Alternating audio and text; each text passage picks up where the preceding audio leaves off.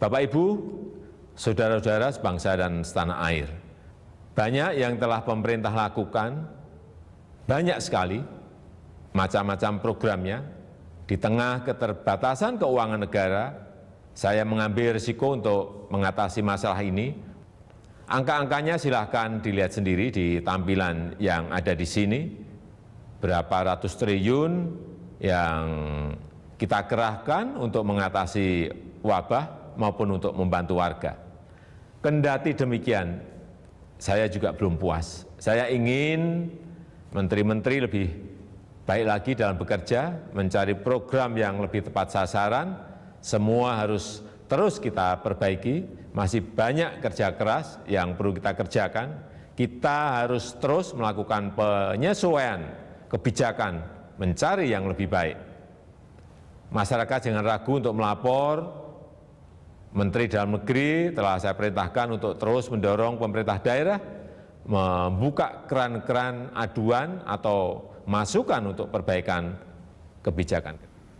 Kita lanjutkan perbincangan pemirsa. Mas Denny, ini kalau kita dengarkan pernyataan dari Presiden Joko Widodo yang menyatakan bahwa lebih melibatkan aspirasi dari masyarakat yang bisa ditampung per kepala daerah juga dengan Kementerian Dalam Negeri. Dan juga sempat menyinggung bahwa setiap daerah ini jangan sok-sokan untuk melakukan kebijakan sendiri-sendiri, tetapi harus lebih seragam. Anda melihatnya apakah masih ada kementerian dan juga kepala-kepala daerah yang melakukan program yang belum sejalan dengan apa yang diinginkan oleh Presiden?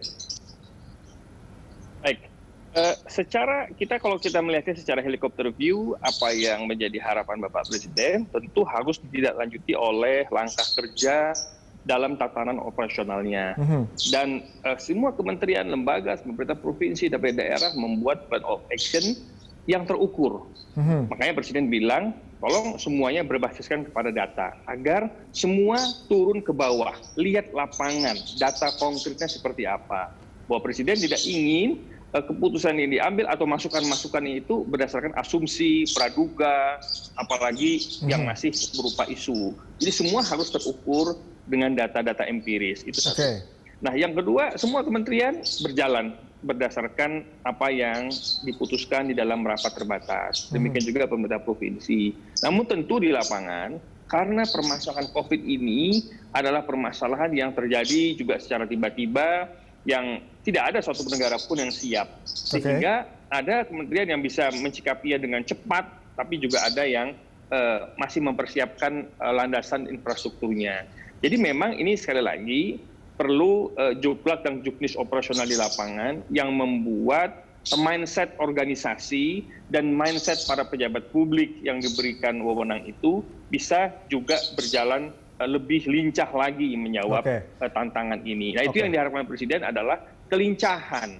Jadi bicara kecepatan juga bicara kelincahan di dalam melakukan terobosan-terobosan di lapangan. Karena kita tahu yang namanya regulasi, yang namanya prosedur itu ada. Tapi bagaimana dengan prosedur yang ada, kita melakukan terobosan tanpa merusak tata kelola organisasi yang ada, apalagi menimbulkan konflik of interest ataupun fraud di lapangan. Itu juga kita tidak kehendaki.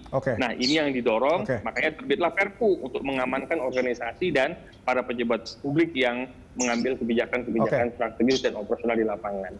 Ini mungkin terakhir, Mas Dhani, kita tahu bahwa dalam pernyataannya Presiden Joko Widodo beberapa kali menekankan mengenai pemberlakuan PSBB mikro atau pembatasan sosial berskala mikro, PSB mikro ya. Nah, ini bagaimana menerjemahkan PSB mikro ini, karena kalau kita tahu dengan masalah istilah saja programnya atau pemberlakuannya bisa berbeda-beda. Bagaimana menyeragamkan PSB mikro ini yang dimaksud oleh Presiden? Ya, yang di peraturan pemerintah jelas ada yang namanya PSBB. Nah, namun demikian, karena ini kan dinamika terus, Pak. Di lapangan ada yang sudah bagus zonanya, sudah zona kuning atau hijau, tapi ternyata kuning lagi, atau yang kuning merah lagi. Nah, sehingga perlu ada kebijakan sektoral yang bersifat lebih adaptif lagi. Nggak bisa semua disamaratakan dengan kebijakan yang ada di pusat atau kebijakan yang ada di DKI. Nggak bisa. Karena tren yang terjadi di DKI dengan yang ada di Indonesia Timur, Indonesia Tengah itu berbeda. Sehingga berlakukanlah skala yang lebih kecil yang disebut mikro.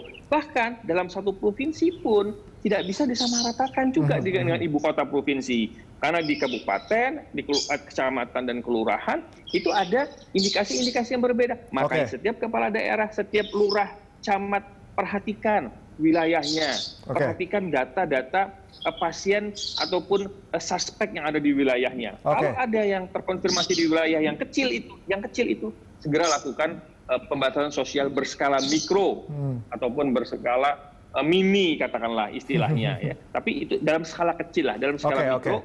Perhatikan, lalu lakukan pembatasan itu. Oke, Mas Denny, terima kasih sudah meluangkan waktu bersama kami. Tetap jaga kesehatan, Mas. Baik, selamat sehat selalu. Iya, pemirsa, kami akan kembali dengan informasi lainnya. Tetaplah bersama kami di Good Morning Jakarta.